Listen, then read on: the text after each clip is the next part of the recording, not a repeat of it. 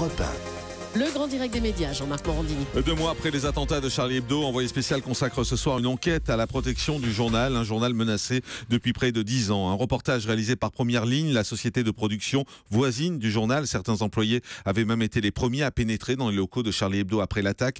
Avec nous pour en parler, Luc Hermann, bonjour. Bonjour. Merci d'être avec nous, vous êtes journaliste et producteur associé chez Première Ligne qui signe cette enquête. La protection de Charlie Hebdo en question, ça veut dire quoi? Ça veut dire concrètement que l'on va découvrir ce soir qu'il y avait des failles dans cette protection? Écoutez, on a enquêté pendant 2 mois depuis l'attentat. C'est vraiment l'enquête qu'on n'aurait jamais voulu faire. Vous le savez, on vient souvent vous rencontrer ici. On produit Cache Investigation, des enquêtes d'investigation financière au long cours.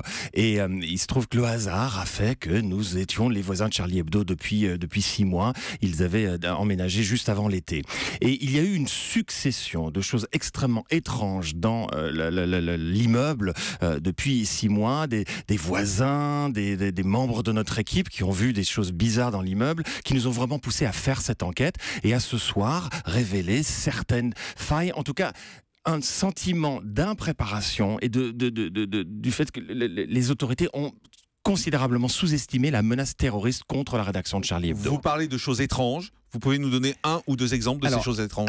À la mi-septembre, on a un de nos journalistes qui est descendu fumer une cigarette juste en bas de l'immeuble. Une voiture s'arrête devant lui. Un homme ouvre la fenêtre et lui dit « C'est bien ici les locaux de Charlie Hebdo. C'est bien ici qu'il s'amuse à faire des caricatures du prophète. » Et il lui dit « On les surveille, on viendra les voir, vous leur ferez passer le message. » Notre journaliste prend cette menace extrêmement au sérieux, en parle à l'un des gardes du corps de Charb, le directeur de la rédaction de Charlie Hebdo, qui était assassiné le 7 janvier.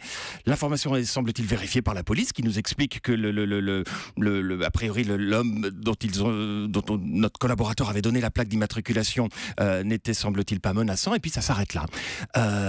Ils ne vont pas plus loin. Ils ne vont, semble-t-il, pas plus loin. Cet homme n'est pas interrogé, n'est pas retrouvé? Selon nos informations, non. Et la protection n'est pas renforcée devant Charlie Hebdo.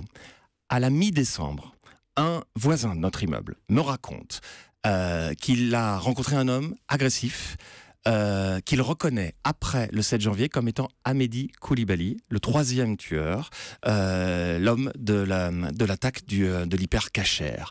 Notre voisin, lorsqu'il rencontre cet homme agressif, ne sait pas que cet homme cherche Charlie Hebdo, ne sait pas que Charlie Hebdo est menacé au 2e étage de notre immeuble. S'il l'avait su, il m'affirme qu'il aurait appelé la police à l'époque. Donc c'est une succession de probables repérage des terroristes ou d'associés des terroristes dans cet immeuble depuis plusieurs mois. Mais ça veut dire également que Charlie Hebdo était mal protégé. Écoutez, de nombreuses personnes dans notre immeuble ne savaient pas que Charb avait 2 gardes du corps.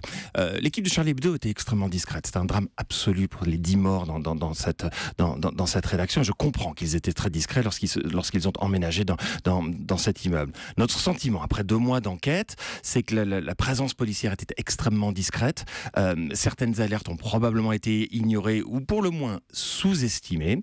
Et que cette menace, Charb qui était sur la liste des top 10 des most wanted de cette liste absolument terrifiante d'Al-Qaïda, il semblerait qu'effectivement, oui, la police avait peu sécurisé cet immeuble. Luc Hermann, ce que vous dites à travers ce reportage, est-ce qui est assez terrible pour les familles finalement? Vous êtes en train de nous dire que peut-être cet attentat aurait pu être évité? Alors, vous savez, on est des journalistes d'investigation, on est comme vous, on essaie de passer du temps sur nos enquêtes, donc il n'y a aucun si dans notre enquête ce soir. Voilà, on est absolument factuel, absolument clinique, mais oui, c'est assez glaçant, bien sûr, oui.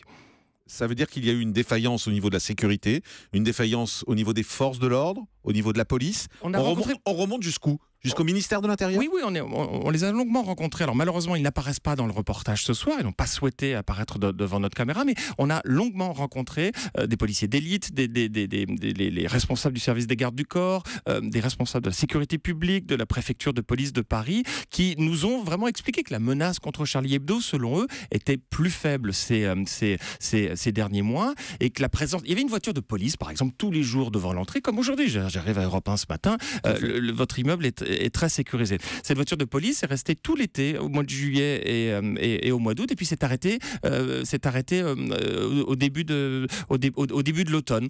L'explication, c'est qu'effectivement, l'immeuble avait plusieurs entrées, il valait plutôt mieux faire passer une ronde, une voiture qui, semble-t-il, faisait une patrouille toutes les demi-heures. Lorsque un journal comme Charlie Hebdo, à l'époque, était autant... Malheureusement, il recevait énormément de menaces. Les collaborateurs de Charlie Hebdo nous l'ont dit avec beaucoup d'émotion, recevaient énormément de menaces. Cet immeuble, ce quartier en plein 11e dans Paris, dans le quartier de la Bastille, n'était de toute évidence pas le bon quartier et le bon immeuble pour une rédaction aussi menacée que celle de Charlie Hebdo. Une enquête à découvrir ce soir sur la protection de Charlie Hebdo en question. C'est ce soir, c'est dans Envoyé spécial à 20h50 sur France 2. Merci beaucoup Luc Hermann d'avoir été avec nous. On regardera avec attention cette enquête qui risque de beaucoup faire parler ce soir.